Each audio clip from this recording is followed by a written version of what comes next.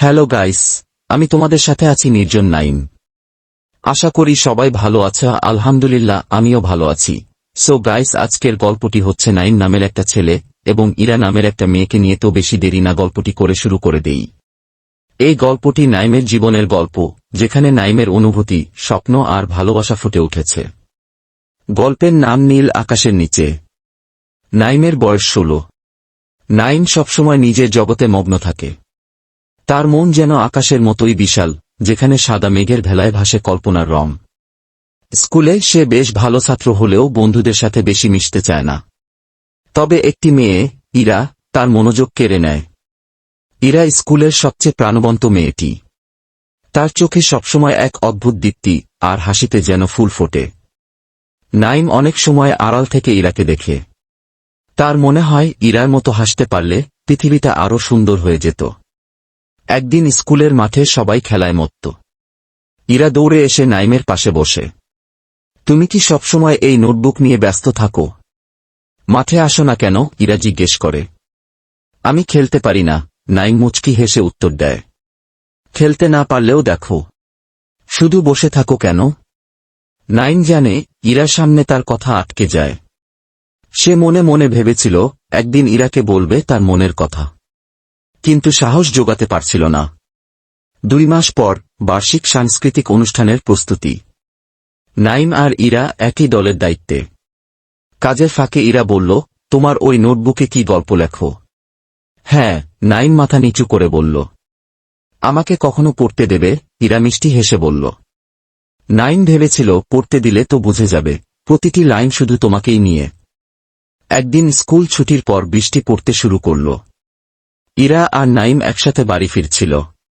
পথে ইরা বলল, তোমার চোখে সবসময় একটা স্বপ্ন দেখি। সেটা কি? নাইম কাপা কণ্ঠে বলল, স্বপ্নটা এমন একজনকে নিয়ে যার হাসিতে পৃথিবী থমকে যায়। তাহলে সে কে? ইরা জানতে চায়। নাইম মাথা নিচু করে বলল, সে আমার সামনেই দাঁড়িয়ে। ইরা কিছুক্ষণ চুপ করে থাকে। তারপর মিষ্টি করে হেসে বলে, গল্পটা ভালো লেগেছে। তবে শেষটা কিভাবে লিখবে? নাইম বলে, শেষটা? সেটা তো আমার হাতে নেই। 2 বছর পর নাইমের নোটবুকের পাতা ভরে গেছে। তবে সে জানে প্রতিটি শব্দ, প্রতিটি বাক্য, প্রতিটি গল্পের শুরুর ও শেষের মধ্যে ইরার উপস্থিতি রয়েছে। স্কুলের দিনগুলো পেছনে পড়ে গেছে, কিন্তু ইরার স্মৃতিগুলো রয়ে গেছে তার জীবনের এক চিরন্তন অংশ হয়ে। কলেজে যাওয়ার পর ইরা আর নাইমের মধ্যে যোগাযোগ অনেকটাই কমে গিয়েছিল। ইরা তার নিজস্ব জগতে ব্যস্ত, আর নাইম নিজের লেখার জগতে। কিন্তু ইরার জন্য নাইমের অনুভূতি একই রকম ছিল। তার নোটবুকের পাতাগুলো যেন ইরার প্রতিচ্ছবি ধরে রেখেছে। একদিন হঠাৎ করেই ইরার সাথে দেখা। নাইম, তুমি কেমন আছো? নাইম বিস্মিত হয়ে বলে, ইরা, এতদিন পর? ইরা হাসি ভরা কণ্ঠে বলে, হ্যাঁ, এতদিন পর। কিন্তু বিশ্বাস করো, তোমার কথা ভুলিনি। তুমি কি এখনো গল্প লেখো? লিখি, নাইম বলল। তাহলে কি আমাকে এখন একটা পড়াবে? নাইম কিছুক্ষণ চুপ করে রইল। তারপর বলল, ইরা, তুমি কি জানো আমার প্রতিটি গল্পের নায়িকা কে? ইরা একটু থেমে বলল, জানি। আর এই কারণেই তোমার গল্পগুলো পড়তে এত ভালো লাগে। সেদিন নীল আকাশের নিচে নাইম আর ইরার কথোপকথন যেন নতুন একটা গল্পের সূচনা করল।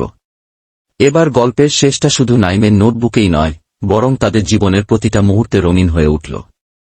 গল্পটি এখানেই শেষ।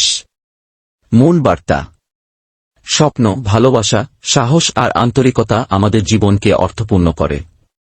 এগুলোকে যত্নে লালন করা উচিত। এবং সব শেষে একটাই কথা, আমার এই নির্জন নাইম অফিসিয়াল চ্যানেলটি সাবস্ক্রাইব করে দিবেন। এবং পরবর্তীতে কি রকম গল্প চান কমেন্টে জানাবেন।